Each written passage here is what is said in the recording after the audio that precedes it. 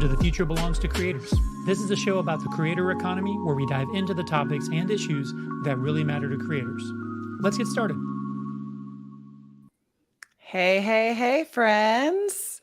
Welcome to The Future Belongs to Creators podcast. I am Haley, and we are joined by our actual podcast crew, Miguel and Charlie. It has been a minute since we have. It has. Yeah, it has been a minute since we've all been together. I have been off for the last month. Monday was my first day back, actually sitting in my office chair, and Charlie was also out on sabbatical. And you came back last week? The week before, I think. Yeah. But I still feel like I only just got back and I'm catching up. Yes. Okay. Yeah. I'm right there with you. So I'm like day 3, still in the trenches a little bit. I was saying earlier that I forgot what the little Slack ding sounds like, the little ding ding. Oh, that's lovely to have forgotten that. So that was brought me a lot of joy, or not. Anyways, so one thing that's new for me, for those of you guys that watch online, I got on a call yesterday with Miguel. We were talking actually about this podcast and some of our content plans for the future.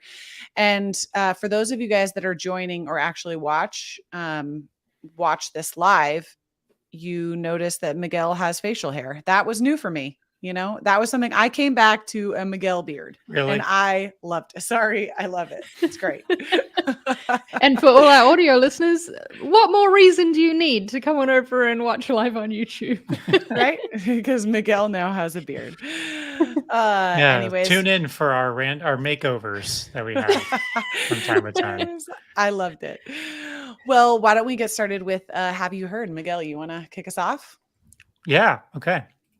So I wanted to talk about TikTok. So I have a lot to say on TikTok, but today we'll keep it just on this piece of news. So apparently they're launching a new quote order center, which is like an e-commerce hub with certain users. It's something that they've had a lot of success with in China. As you may or may not know, the company ByteDance, which owns TikTok, is a Chinese company. So TikTok is essentially beholden to a Chinese company, and TikTok in China has a really successful e-commerce side to it, and they're trying to pilot that over here in the United States. So they're letting you track any products, not only that you've purchased, but also that you've looked at or even may potentially be interested in. So you can track things that you haven't even seen yet, which I thought was interesting. It's like kind of like you could, if you want to go out and look for it, instead of being served something you might potentially want to buy, they'll serve you things that you can go out and look for the things that TikTok thinks that you would like, probably with eerie accuracy. Probably. So, go to that buyer beware. You might go broke, considering how addictive TikTok is. But yeah, I thought that was pretty interesting. I love that. Thanks for sharing. Mine, I'm going to be honest here. I've kind of been checked out for a month or so. And so I don't have a lot of insight into the details here, but I know this is important. So the kind of gist here is go look it up yourself. But YouTube just launched. That's what people come here for. Not for our hot takes. But but for homework. The homework, no.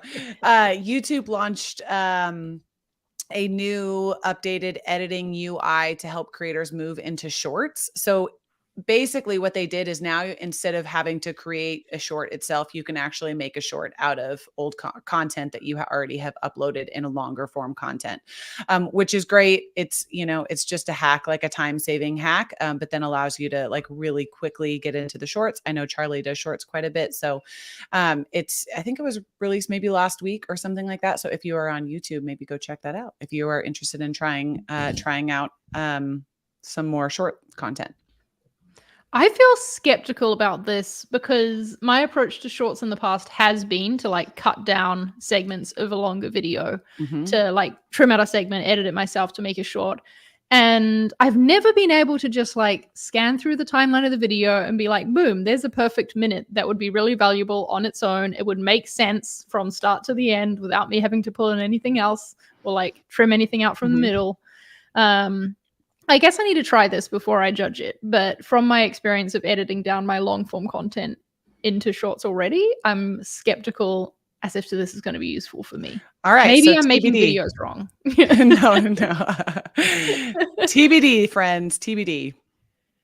My Have You Heard is also YouTube related. Have you two heard of Mr. Beast? Yes. I have. Okay, just checking how like mainstream he'd gone. I had a feeling it was quite a ways from people who don't constantly hang out on YouTube like I do. I think Mr. Beast is really interesting because he comes across as a single creator, right? And you often see his team in videos, but I recently somehow stumbled across his careers page because he has one, which first of all blew my mind. And it just showed me like, it made me rethink the scale at which this operation is running, right?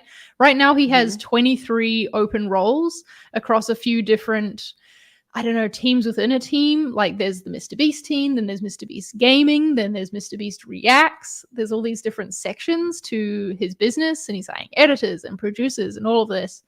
And I don't know, it just made me think about, or like wonder how many other of the larger creators I follow, how big are their teams really behind what they're doing? Because it comes across as, right, you know, a smaller scale operation than I think it is oftentimes.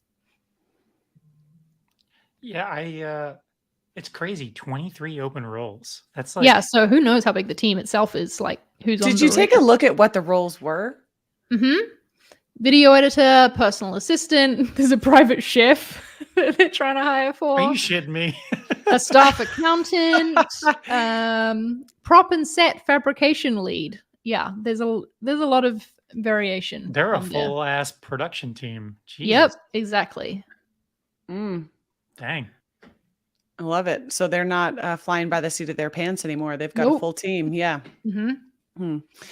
Cool. Well, let's move on to the main topic today. This is going to be a kind of a free-flowing conversation that I'm both really excited to have. I don't have a bunch of like quotes or data on this. This is just going to be a conversation about the importance that it is. And we have talked about this before. So I want to preface this. We've talked about this before, but kind of along the same lines of burnout, but the importance of taking a break as a creator. And I wanted to talk about this today because it's incredibly relevant for both Charlie and I, and Miguel soon enough, because he's going to take his upcoming year probably within the next year. But we just returned back from our sabbaticals, and we got 4 weeks off and paid? 4 weeks off of paid vacation, and we were able to truly check out. And I know that it did wonders for me. And Charlie and I actually have not had the chance to connect yet or talk yet since we've been back, because we've been just kind of, getting back into the groove of things. But I really wanted to have this conversation because it's so relevant to us right now. So we're going to talk about the importance that it is to take a break as a creator, sabbaticals, what they're for, how they served us personally, what we found to be really reinvigorating, and whatever else comes up. So Charlie, I'm going to kick it off to you right away. How was your sabbatical and how did it serve you? Well, first off, I want to just share as well that when we say sabbatical, we're talking about the specific ConvertKit benefit that you get after you've been at the company for 5 years. That's why we were able to take an extra month off this year, which is pretty exciting.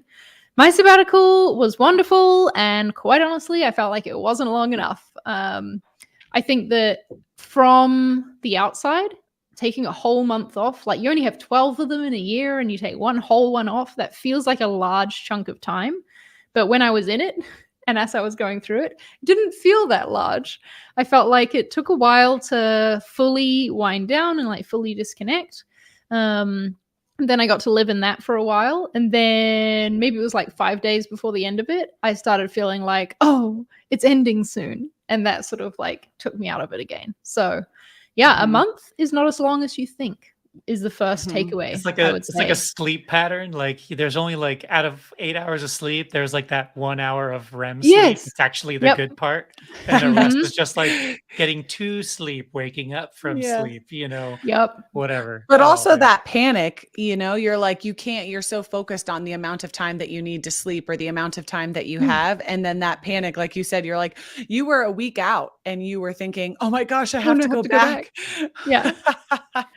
Yeah. Yeah, exactly. Yeah. And honestly, I think another thing I learned was that I needed more rest than I realized, and that it wasn't until I did slow down that I noticed how tired I was and how burnt out I was, and that the break was not just like a fun option for me, but that it actually felt necessary once I was in it. What about you, Haley?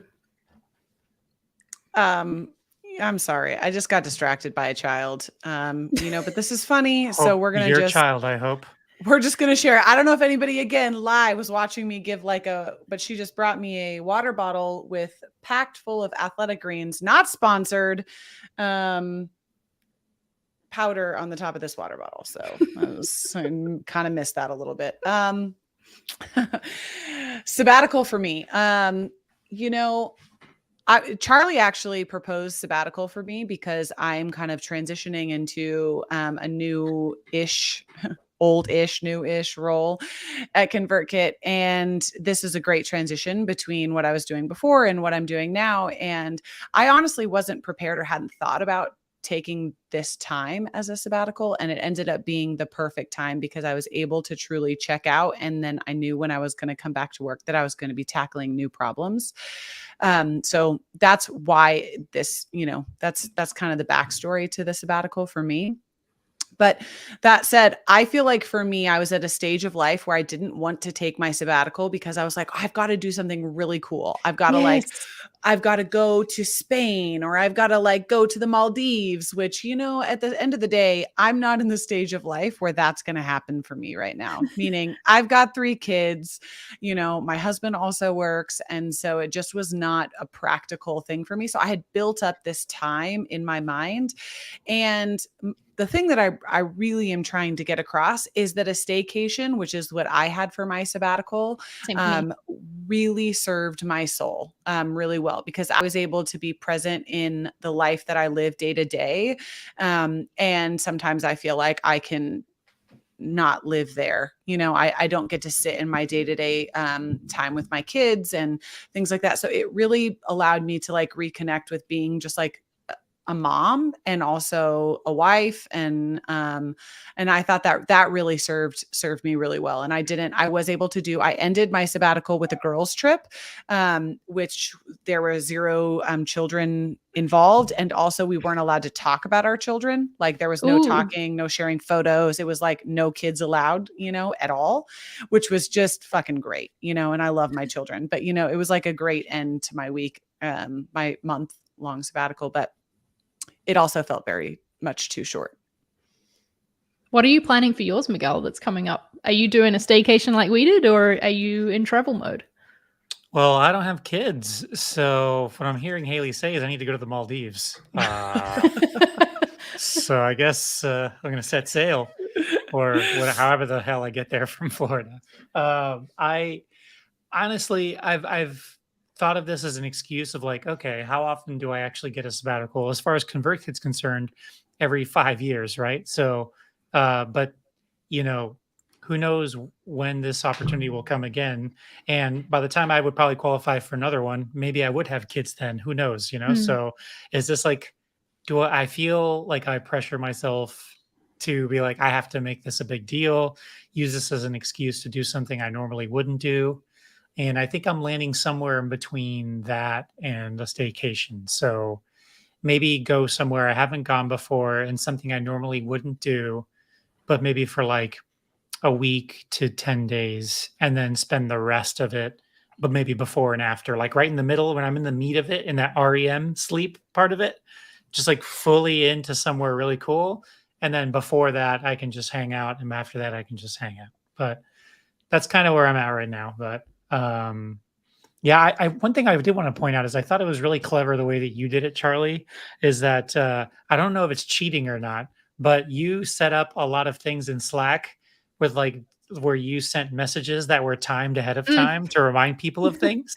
So it was kind of a way of all right, if you're going to take a month off, and let's say give somebody some advice, if you're worried about walking away from your business, especially since we've talked about before about how being there week in and week out, and making sure that there's always something coming out because of the algorithm, or because it's a weekly newsletter, setting things up beforehand so that you can walk away without fully turning off the spigot for your fans.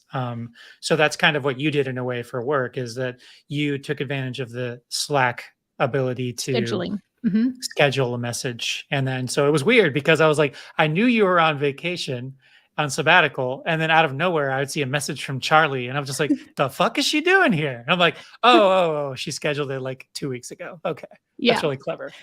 Yeah, that's a really good point, actually, Miguel, for creators especially, because and like in my role and in all of our roles at ConvertKit, it's not like the needs stop coming up when we're out for a month. Like, we're still responsible for all the same things we're normally responsible for, and planning to take time off was a big part of making that successful, and honestly, allowing me to fully check out as well. I don't think that I would have been able to switch off from work as much if I hadn't planned, okay, who's going to handle this thing I normally do? Mhm. Who should someone go to if this thing comes up, which could happen? It's happened before. I tried to plan for that. Scheduling messages was part of it. And having that in place not only kept things running, but it allowed me to rest better as well. Yeah. Yeah, I really thought that was a great idea. Honestly, I forgot that Slack would let you do that, scheduling messages. So that's pretty And there's plenty of like cool. social media scheduling tools Yeah. for creators to keep Yeah. stuff going while they're on a break too. Charlie, how would you have done that differently if you were taking a sabbatical from, because I know you spent a lot of time on your side hustle during your sabbatical as well. At least I'm guessing that. I feel like you did. You didn't stop work. Yes, I took a full week and a half off from doing anything, where my tasks for the day were do a jigsaw puzzle, read a novel, let's go to the beach. That was lovely. So I did take intentional time off of creating as well, because I think that I don't know, even though creating is something that I feel inspired to do and that gives me energy, it still takes a lot of energy to put into creating, right? Yeah. And just because something's fun doesn't mean it's not draining you and that you don't need a break from it. And yeah, enforcing that time off on myself was important, because there was times where I was like, "Ooh, there's an idea. Maybe I could just, Yeah. I was like, nope, you can do that next week. Not right now. Now you're resting." Yeah. How would you have done it differently with, if you were taking 4 weeks off of all things Charlie Marie? Yeah. How would you have done it differently than you did it with ConvertKit? I think that because my YouTube channel at the moment is not super consistent, I would have been fine with like just not uploading for a month. But I probably would have pre-scheduled my newsletters, like written them in advance so that they can, be scheduled and ConvertKit and just go out by themselves while I was off. And yeah, probably honestly done the same thing, just applied to my side hustles instead of my work at ConvertKit. Did you work on your side hustles at all, Haley, while you were off? I did work on my my side hustles. I have one, I did work on a side hustle that I'm launching with a friend. And then I dreamed up actually another one. A mentor and I are doing, one of my mentors and I are going to launch a podcast actually about mentorship. And so we talked a lot about that, which was really great. And it just like kind of gave me the opportunity to think about myself as think of myself as a creator outside of just what I do at ConvertKit, which was really helpful. And the two are two totally different things, which is really fun because the podcast is, like this, it's a little bit more creator focused. And the other side hustle is like another direct to consumer physical products business. So, but yeah, I did get some good time on that. But to be completely candid, I tried really hard not to be on my computer at all, like at all. The most screen time that I spent was I bought a Kindle and I'm obsessed with it. Okay. I had one of the like OG first original Kindles, like very first one that came out. And I hated it. I thought it was the worst thing ever. Like it was terrible. The user experience was bad. Going from page to page was slow. And so I mean, that was so long ago, so long ago. In fact, I think it might have actually been in college, like 10 years ago. Like it's been a minute. And I remember buying it because I used to travel for volleyball a lot and I didn't want to like have books with me. You know what I mean? I mean, late college. It was a long time ago. The first Kindle was released in '07, so 15 years ago. Yeah. Okay. So it was like an OG. It was an early Kindle. So Yeah. I still have it too. So I don't know why. Oh, you hated it so I much you hated kept it it. That You makes so kept it much for 15 sense. years. It's Yeah. because I bought a Cole Haan leather case for it. Okay. And I didn't Jesus. want to I felt bad getting rid of You the went all case. in on this thing before you even Yeah. knew you liked And it. I You were just hated it. like, Anyways, I bought one on Amazon Prime Day. Okay. I bought a new paperweight. And I think it's the greatest thing that's happened to me in a really long time. Because on my sabbatical, I read 7 books and I was like in 4 weeks and I just genuinely rebuilt that habit. And so if I had to say one of outside of like spending time with my kids and reconnecting with them also during summertime, so they're off and not in school, that was really special.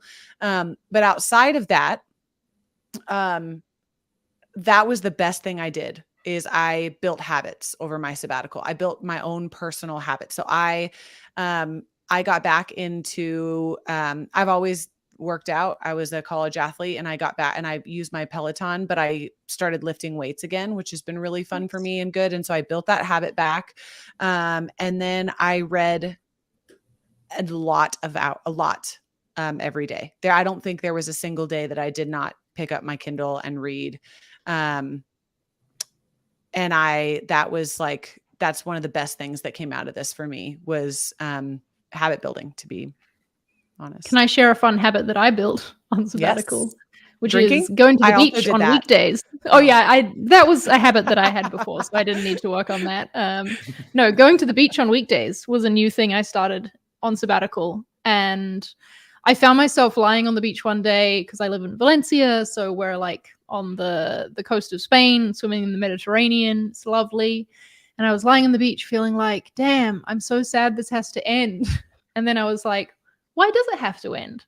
When sabbatical ends, I don't start work until like 11 a.m. noon because I'm in meetings until 7 p.m. my time.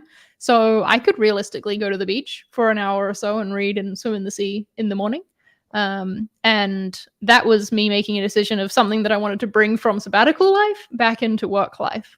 And I've done it. I've been to the beach each week so far in one morning. And it's a habit that I want to keep up because I think it's important to get that type of rest for me as well. I love that. That is really good for your mental health. And I know you have long days because of your meeting schedule and you're also working super late. So like what a great meditative place to spend time in the mornings. And yeah.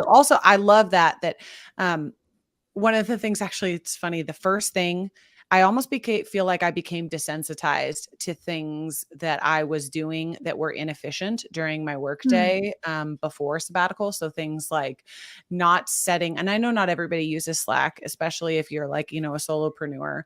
For our business at ConvertKit, it's really important, but there are equivalents to this and everything. But I became desensitized to things like the Slack dings. You know what I mean? It was like, I just heard them constantly and they would distract me, or I'd have so many windows open, or I was not super organized in like my desktop, or setting my time zone, or setting myself as away, things like that. And now I find myself coming back and feeling like I need to be more hyper organized so I can be more efficient with my time, because I feel like in a weird way, sabbatical helped me prioritize my time again.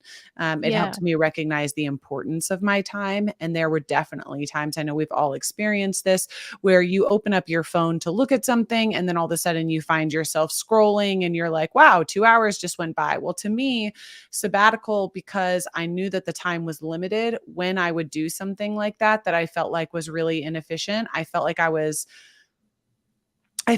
wasting this valued and well-deserved time that I knew was limited, and I didn't like that feeling. And so now I find myself coming back and being like, okay, I need to build better routines. I need to go into base camp every morning and read, and then I'm going to schedule my day out a little bit differently, and I'm going to be more organized. Charlie, I know you kind of had this this to where you figured some of this out maybe like 6 months ago and you were really intentional about changing your day-to-day schedule? I know you worked with a business coach on a lot of that, but that's what's another thing that sabbatical did for me, which I think was really helpful, is it helped me prioritize my time because I know how valuable it is. That's what, again, why I think it's important to take a break as a creator, because it can help you spot those inefficiencies or notice where there's something that you're doing that isn't serving you, because it takes you out of the routine you've built, which, may be good or maybe a bad one. You may be in some bad habits. Yeah, it seems to me that like there's this fallacy that we feel like the only way that we can be productive is if we're actually actively doing something. And we forget that not doing something can be just as helpful to a process.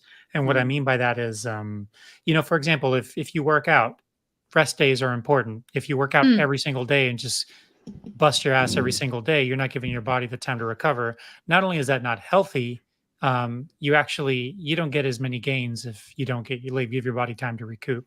And it also means that you are less able to do a more vigorous workout because your body's not you're not giving it the chance to bounce back. Or if you're creative and you're not giving yourself time to kind of give yourself perspective on your work, if you're always 2 inches away from the work that you're doing and you're never taking the time to like put the pen down and take a few steps back and sort of like look at everything as a whole and get a higher view of things, you're always just in the trenches and you can't, you very much are in your own way at that point. And I find that oftentimes when I'm stuck with something or I'm frustrated with something, I know this is something that on some level everybody eventually discovers, which is, oh, the moment that I stopped trying to figure out the problem and I just like went for a walk Mhm. and then came back, all of a sudden I had a great idea. Or you have writer's block and then you took the dog for a walk and had something for lunch and you came back and you were like, oh, here we go. And then that's short breaks, but imagine what a long break can do as Mm. well.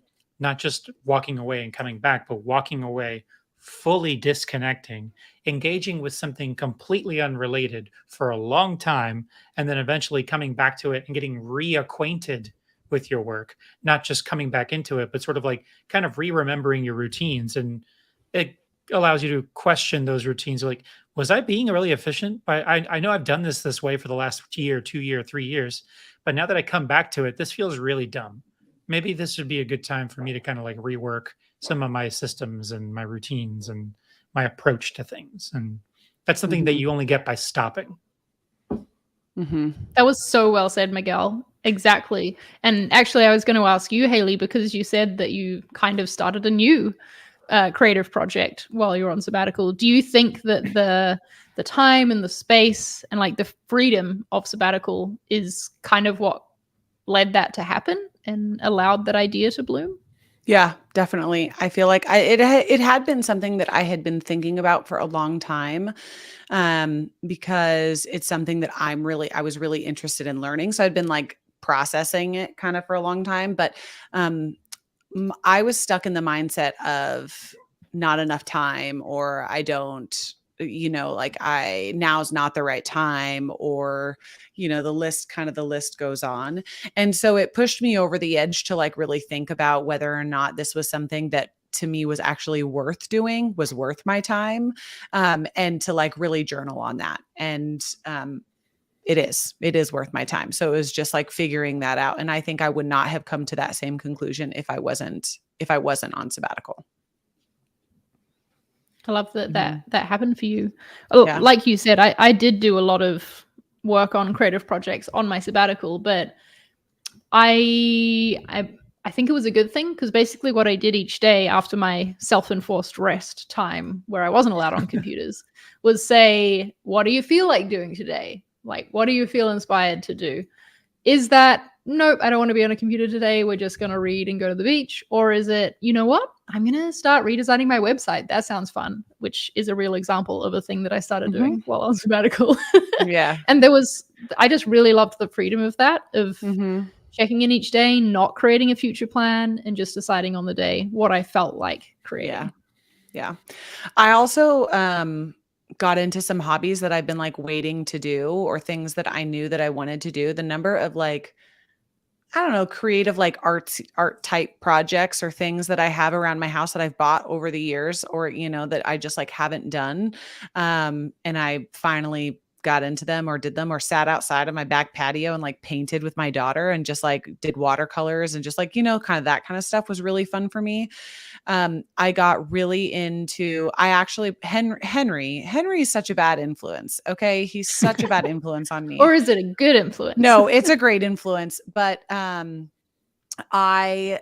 got really Henry got into medium format cameras, like the old Hasselblad cameras, and then I like started playing around with it, and then I got really into them, and I was like, oh my gosh, I love this so much. I love the process. I started teaching my kids. So my older daughter Millie, she can like fully load film, unload film. She knows like full manual mode. So that was really fun for me. And then I've just been taking a lot of like photos on film. But the reason why I like that process is because it was a slow process. It wasn't something that was rushed. And so that was a really fun, like creative outlet for me that I've really enjoyed. And the reason why I say Henry's a bad influence is because it's fucking expensive. Okay. Film is expensive. It is literally like $16 to $20 a roll. And then it costs like $10 to develop for the roll. So it's like and you had to buy the camera, you know what I mean? Like it's a very expensive hobby. Okay. But I've just like really enjoyed it. Like really enjoy it. And it just like brings me a lot of joy. And it also removes my mind. I know everybody knows this because I've talked about it 10,000 times, but I have a ceramic, like a wheel, and I like to throw clay, and it's cathartic, so those are some things for me that were really, really healthy, is that it reminded me that I can just slow down and practice a hobby that like actually takes me out of all the stress of the things that I'm doing. And it, so I really enjoyed that as well. Just hobbies. Are you feeling jealous, Miguel, that we've just had this time off and we're just like sitting here bragging about it? No, it's making me more excited about, taking mine. Good. Are you guys jealous that I have one coming up and you don't? Yep. It's like Christmas. You know what I mean? Like the moment that Christmas is over, I'm pissed. Like the day, like at the end, like once the day is done, like the sun starts to set, your family's going home or whatever your scenario is, you're like already mad that it's over. Like the best day of the year is Christmas Eve, because Christmas Eve is magical. And then Christmas Day is coming up, but December 26th sucks. You know what I mean? And so it's just unless you live in New Zealand or England, where we have Boxing Day, where the celebrations continue. Boxing Day. For all those that do not celebrate Christmas, I don't have I'm sure there's a relevant, I know there is a relevant example, similar example, but for me, that's like what sabbatical coming back is like. I'm like, damn, 5 more years. No, something I actually learned from sabbatical was how much I need to take longer chunks of time off. And I think that this is something that I'm going to do as a creator as well, is not feel guilty about taking breaks from uploading or creating more content when I feel like it and when I notice that it's needed, because I know how great you can feel after it, and that pushing through is not the best way to get through burnout. Yes. So I'm planning on using the remaining, vacation time I have this year to take like a 2 to 3 week chunk off in the second half of the year. Won't be a sabbatical, but it'll be, a longer break, which will be nice, because I usually use my vacation time to take like long weekends and things like that. And the same with my upload schedule as a creator. I'll like miss a week, but I won't miss a month, when it comes to creating things. Something I really like, a practice that I know a lot of companies do. I'm speaking of Nike in particular, but I know that they do like forced, and Adobe does this as well, but they do forced weeks off, which I think is really cool. but it'll be like times when the business is slow, Summer, and they're just like evaluating their entire team. And they're like, nope, everybody is off at the exact same time, because then nobody has the stress of having to deliver something to a teammate. Or in our case, right, with sabbatical, we all had to find somebody to take over something on our behalf because we operate on a small team. And that's just the reality of what our business looks like. But I really love when large companies have the capacity to do that, and they do that, then it actually gives everybody the freedom to truly check out without feeling guilt that they're leaving their team behind. And like you said, those happen in generally slower times for the company. So maybe that's a thing that we can do as creators as well, is look at when are the times that you're getting less views and less engagement anyways. Yeah. And maybe you could just plan to take some weeks off then and truly rest so that you can get back into that hamster wheel later on. Yeah. One thing I also wanted to talk about real quick as we're closing out here is sometimes I worry that in order to prepare for the fact that I'm going to be away, and then also when I come back, as you guys recently did, and have a bunch of work that may have piled up while I was gone, I find it difficult to get excited about time off because it means a ton of extra work before I leave and a ton of extra work when I get back. Um, and I don't necessarily enjoy that. I like kind of like spreading out things like that over time instead of just like getting punched in the face and having moments of high stress. So is there any, I know you guys are now just coming back, and you said earlier, Charlie, that you've been back for a week, but you still feel like you're catching up. And Haley, you're back as of 2 days ago, and I'm sure you're just still in the shit. So like, is there any advice that you can give about what you did to prepare and maybe ways that you can, prepare, but not in such a way that the week before you go is just hell, and then also hopefully make it so that the week you come back isn't just like scrambling either? Yeah. One thing I did was tell everybody that when I came back, I was going to be declaring Slack and Basecamp bankruptcy. I'm like, look, if you've tagged me, if you've direct messaged me, I'll see it. But if it's like in a thread somewhere, I ain't checking that. I'm not going to see it. You'll have to like note it down to follow up with me when I'm coming back. And I think that helped me with the notification sort of overwhelm of coming back.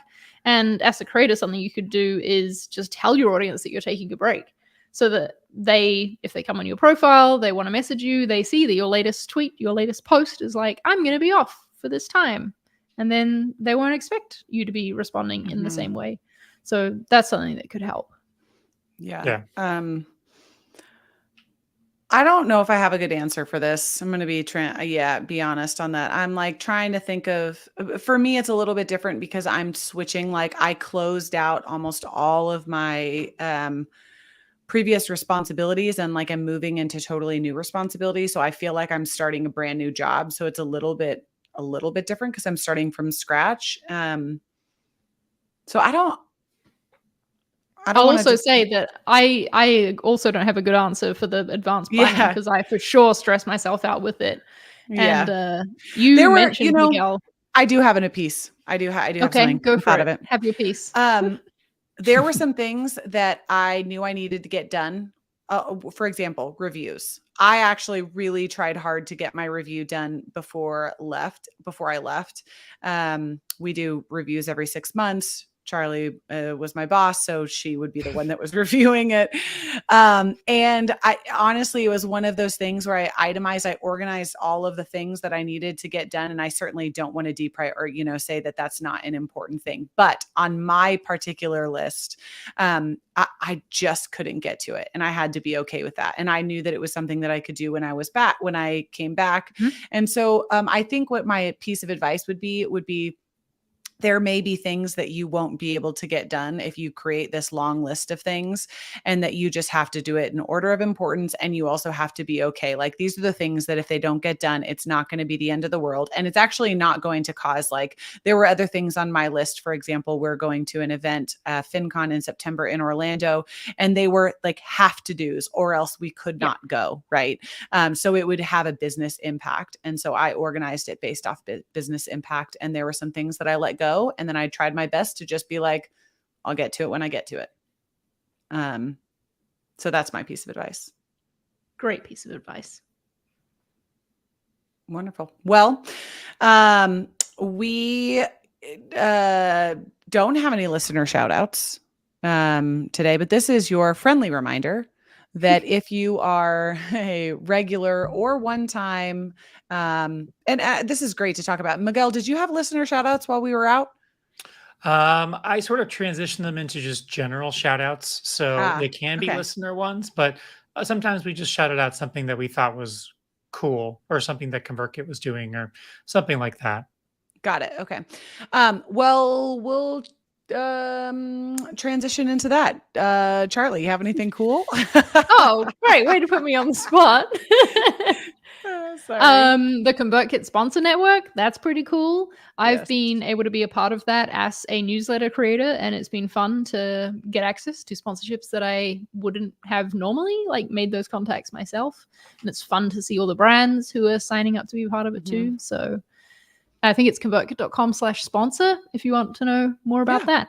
Yeah, actually, if anybody that is listening to the podcast is in the fintech arena or, the finance blogging space, we are going to be at FinCon in early September with Armando, who leads our sponsorship network team. And the whole purpose of us actually going to that conference outside of connecting with our customers is to serve the sponsorship network, is to meet new sponsors and is to meet customers that would be a good fit for that. So if you have any interest or questions about it, you can definitely email me and I can get you in touch. But we'll be there in September. So, all right, friends. Well, next week, to be, again, completely transparent, we are working out the content schedule, but we will be back next week, the three of us.